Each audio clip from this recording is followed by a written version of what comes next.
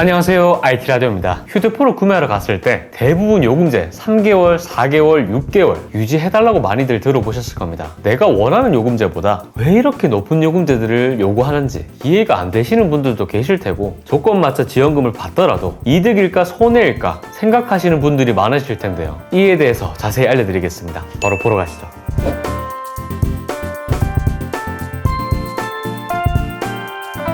공시지원금 6개월, 선택약정 4개월. 왜 유지해야 할까요? 선택약정의 경우 요금에서 25%를 할인받는 것이기 때문에 매장에서 요금제 유지기간을 4개월 정도로 안내를 하곤 하는데, 하지만 선택약정은 요금제를 변경해도 변경한 요금제에 따라 할인 금액만 변경되기 때문에 구매자한테는 별도의 위약금이 발생이 되지 않습니다. 그렇지만 매장에선 4개월 전에 요금제를 낮추면 리베이트로 제공했던 판매 수당이 환수 처리가 됩니다. 공시지원금 개통의 경우 반드시 6개월간 요금제를 유지해야 하는데 일수로 180일 유지를 해야 합니다. 요금제에 따라서 공시지원금의 금액이 다른데, 요금제가 높을수록 공시지원금 할인율이 높아서 높은 요금제로 개통해서 공시지원금을 많이 받고 곧바로 낮은 요금제로 변경하면 차익이 발생하게 됩니다. 그렇기 때문에 위약금이 발생하게 되는 것입니다. 그래서 통신사에서 공시지원으로 개통한 경우 최초 요금제 180일을 유지하고 요금제를 낮추게 되면 위약금을 면제해주는 제도가 있습니다. 통신사별로는 용어는 다르지만 내용은 동일한데요. SKT는 프리미엄 패스, KT는 심플 코스, LGU 플러스는 식스 플랜이라 나와 있습니다. 이렇게 공시지원금은 요금제별로 상이하고, 이런 제도가 있는 이유는 만약 위약금이 없다면 구매자는 첫 달만 고액의 요금제를 사용하고 다시 내리겠죠. 그래서 통신사별로 이 제도를 만들어서 악용을 막고 있습니다. 여러분들이 공시지원금과 추가지원금까지 지원을 받았다면 요금제 유지를 해달라는 조건이 따라올 텐데요. 예를 들어 기존 사용요금제로 6개월 이후 원래대로 변경을 한다면 조건요금제 곱하기 6개월을 해서 나온 금액이 조건요금제를 사용하여 제공받는 추가지원금보다 이득이시거나 손해보지 않는 조건이라고 하면 해당 금액으로 다른 성지나 다른 곳 금액 비교를 해보고 구매를 하신다면 저렴하게 구매할 수 있지 않을까 싶네요.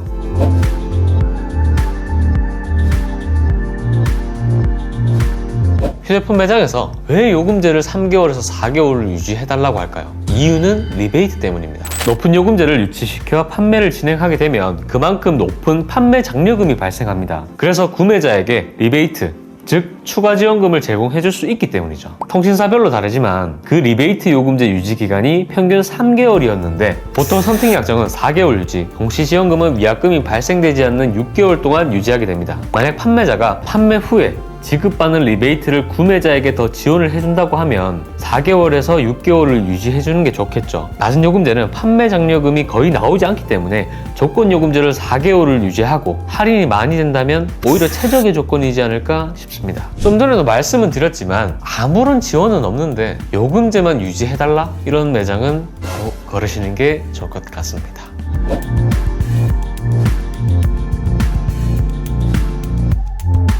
정리를 하자면 기기값 할인은 없고 기본적으로 주어진 할인만 말하면서 실제로는 정가에 구매하게 된다면 개통할 이유가 없겠죠. 그게 바로 호갱이라는 겁니다. 공시지원금과 더불어 판매자가 자신의 판매 수수료까지 더해서 기기값 할인을 해준다라고 하면 차액을 비교해보시고 조건이 괜찮다면 요금제 유지하는 것도 나쁘지 않다라는 얘기인 거죠. 그러면 어떤 매장이 저렴하고 비싼지는 어떻게 알 수 있을까요? 바로 성지인데요. 성지는 매일 금액이 변동되는 시세표를 보고 각 기종들의 시세를 확인할 수가 있습니다. 시세표를 보는 방법과 성지 용어 정리는 전에 영상에서 설명한 적이 있었는데요. 궁금하시다면 확인해 보시는 것도 좋을 것 같습니다. 그리고 성지 관련해서는 고정 댓글에 또 링크로 남겨놓았으니까 한 번씩 확인해 보시면 좋을 것 같습니다. 도움이 되셨을까요? 구독과 좋아요 한 번씩 부탁드리고 다음 영상에서 또 뵙겠습니다.